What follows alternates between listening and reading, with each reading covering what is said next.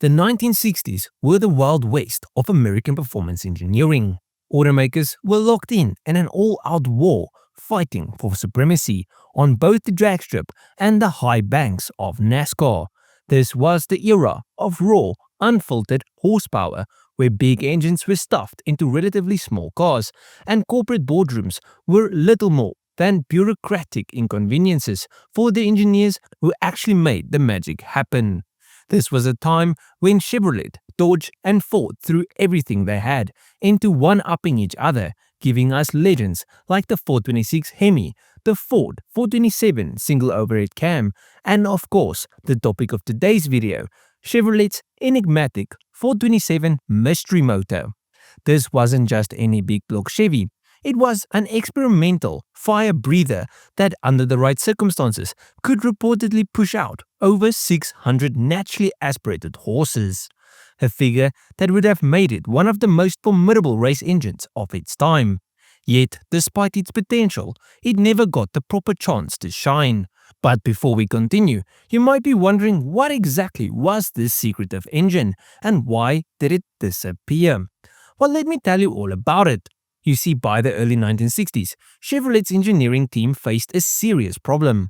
Their W-Series big block, which had started life as a truck engine, had reached its limit with the 409 cubic inch 6.7-liter variant. The cylinder head design, while decent for the time, was a fundamental bottleneck in the pursuit of more power. The solution, a clean sheet redesign that would retain the general architecture of the W-Series while integrating groundbreaking innovations that would improve airflow, combustion efficiency, and reliability. And so the Mark II 427 cubic inch V8 was born. Officially designated the Mark II Ace, this engine was built in absolute secrecy. Chevrolet's engineers were well aware that their rivals, particularly Ford, were on the brink of developing monstrous power plants of their own. Thus, the mystery motor nickname was born, a term coined by journalists who caught wind of its existence but had little to no details about what Chevrolet was actually cooking up. What made this engine so special? Well, unlike the wedge-shaped combustion chambers of the old W-Series, the Mark II Ace introduced a radical new cylinder head design with canted valves. This meant that instead of being arranged in a simple inline configuration, the intake and exhaust valves were angled in opposite directions, allowing for more direct intake charge and better exhaust flow. The result was a dramatic improvement in high RPM breathing, unlocking levels of power that was simply unattainable with previous designs. These heads earned the nickname porcupine heads because when viewed with the valve covers removed, the valve stems stuck out at odd angles, resembling the spiky critter. But while they may have looked unusual, they were a stroke of engineering brilliance. By optimizing the airflow characteristics without resorting to a hemispherical chamber like what Chrysler did with their 426 HEMI, Chevy was able to keep the engine more compact while still achieving an impressive power output. The internals of the mystery motor were no less exotic either. It was equipped with high-compression pop-up pistons, forged connecting rods borrowed from the legendary Z11 427, screw-in rocker studs, and a towering aluminium intake manifold.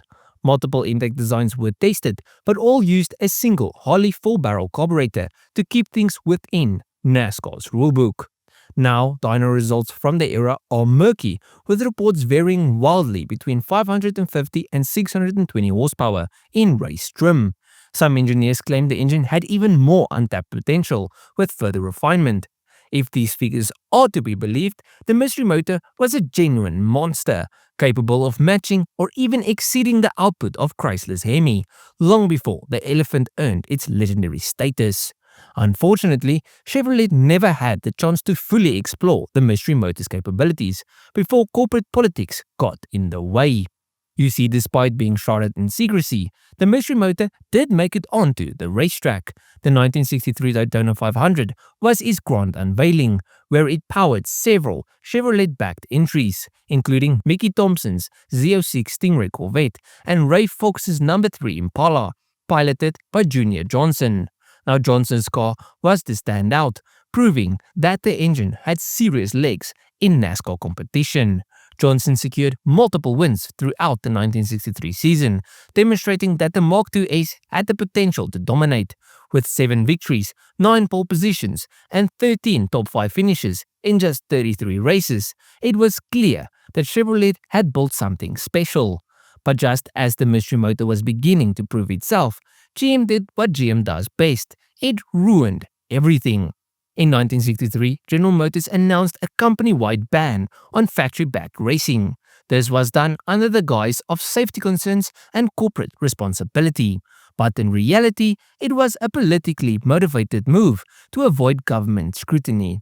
NASCAR teams that had been running the mystery motor were suddenly left high and dry. Without factory support, development halted and the teams were forced to abandon the engine in favor of alternatives that had more backing. Official records suggest that Chevy produced anywhere between 15 and 48 complete mystery motors before the project was shut down. However, the actual number remains unknown. Some engines found their way into private hands, and a handful still exist today, hidden away in collections or under the hoods of historic race cars.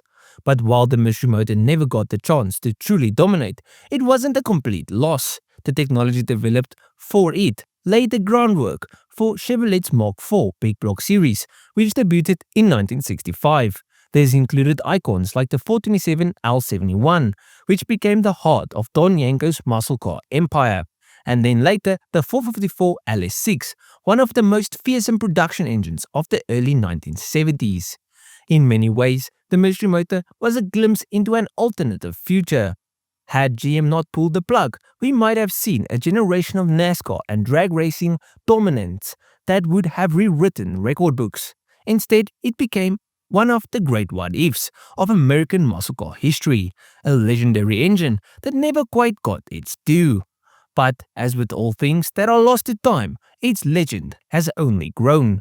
Today, the few surviving mystery motors are treated like holy relics, surely commanding absurd prices whenever one surfaces.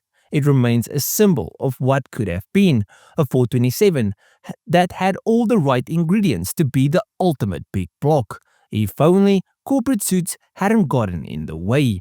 But what do you guys think of this story and GM axing this engine? Also, what do you guys think of the video? Let me know down below, and if you guys enjoyed this video, please leave a like and subscribe to the channel. Now if you guys did like it, you'll most probably enjoy most of my other stuff, so just go through my channel, see if there's something else to like, I'll check you guys in the next one. Cheers,